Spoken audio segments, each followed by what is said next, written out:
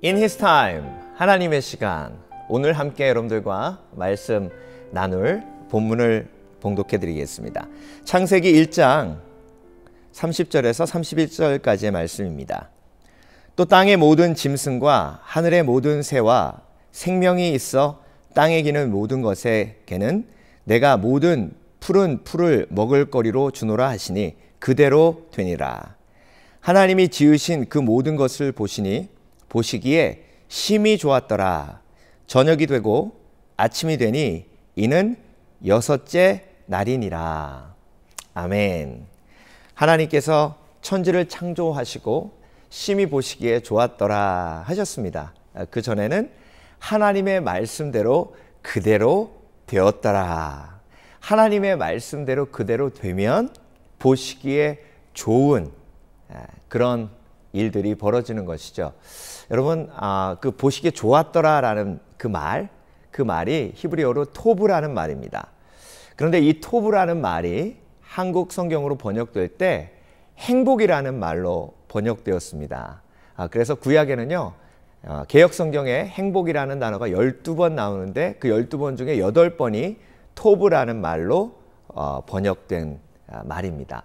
그런데 그 행복이라는 단어 그 12개 중에 5번이 욥기에 들어 있습니다. 그래서 가장 안 행복한 사람이 나오는 책에 행복이라는 단어가 5번이나 들어가 있죠. 그리고 또 한 가지 아주 재미있는 건 이 행복이라는 단어는 신약 성경에는 없다는 겁니다. 신약 성경에는 행복이라고 번역된 단어가 없습니다. 그렇다면 우리가 그렇게도 원하는 이 행복이 신약 성경에는 어떤 단어로 표현이 되어 있나? 그리고 우리가 그렇게도 원하는 행복은 토브, 하나님이 보시기에 좋았더라 라는 의미는 과연 무엇인가? 오늘 함께 말씀으로 나눠보도록 하겠습니다. 여러분, 행복이 무엇인지를 알아야 행복해질 수 있죠. 행복이 무엇인지도 모르고 행복해지려면 정말로 그것처럼 어리석은 일이 없을 겁니다.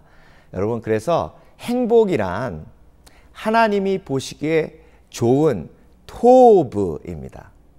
하나님의 말씀대로 된 상태, 그것이 토브고 그것이 행복입니다. 하나님의 말씀대로 되지 않는 것이 죄고요. 그래서 행복한 컨디션은 죄가 없는 컨디션이죠. 그런데 여러분, 죄가 없이 살아갈 수 없습니다. 우리는 죄 속에 있습니다. 결국 하나님의 말씀대로 되는 토부가 행복이 깨지는 것은 죄 때문이죠. 그래서 여러분, 우리가 행복하지 않은 이유는 나를 힘들게 하는 사람 때문이 아니고 내 환경이 좋지 않아서가 아니고 내가 저 사람처럼 가지고 싶은 것을 가지지 못해서가 아니고 성경은 내 속에 있는 죄 때문에 하나님의 말씀대로 살지 않는 죄 때문이라고 우리에게 말씀하시는 것이죠. 그래서 결국 인생이 행복해지려면 죄 문제가 해결되어져야 한다는 것이죠. 그래서 하나님께서 우리에게 율법을 주셨는데 율법으로만 죄 문제가 해결되지 않기 때문에 율법은 죄를 깨닫는 대로 사용되고 그래서 독생자 예수 그리스도를 이 땅에 보내신 것입니다. 그래서 성경적으로 행복의 의미를 안다면 예수 그리스도 없이는 행복해질 수 없다는 것도 우리가 알게 되는 것입니다. 만일 너희가 너희 죄를 자백하면 저는 미쁘시고 의로우사 우리를 모든 불의에서 깨끗게 하신다 하셨습니다. 그래서 죄인은 죄를 짓지 않아서 토브, 행복해지는 것이 아니라 죄인은 죄를 지었음에도 불구하고 그 죄를 십자가에 고백함으로 자백함으로 죄사함을 받아 행복해지는 것입니다. 그래서 예수 그리스도의 십자가 없이 행복해질 수 없는 것이죠. 그런데 여러분, 너무나도 아이러니한 것이 행복에 대해서 가르쳐주는 사람이 없다는 것입니다. 부모님도 자녀들에게 너 이렇게 하면 행복해질 수 있어 라고 가르쳐주지도 않고 가르쳐줄 수도 없다는 것입니다. 왜냐하면 부모님도 모르기 때문에 그래요. 그냥 단지 공부 열심히 하고 돈 많이 벌면 행복해질 거야 라고 자기도 이루지 못한 그 무엇을 아이에게 던져주는 게 답니다.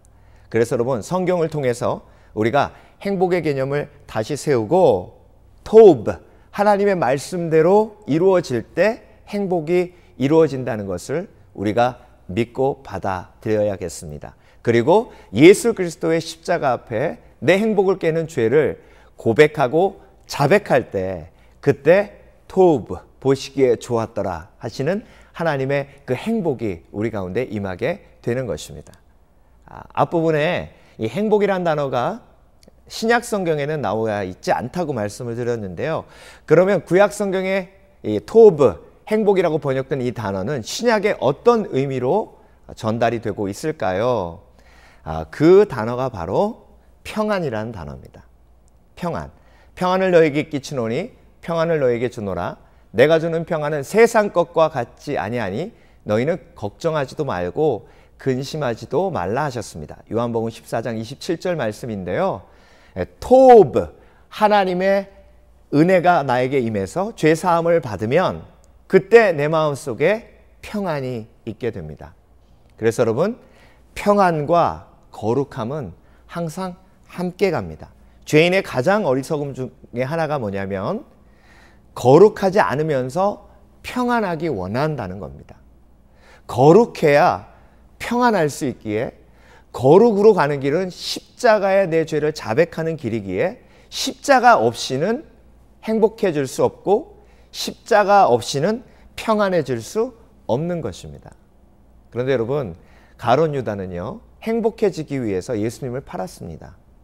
행복해지기 위해서 죄를 지었습니다.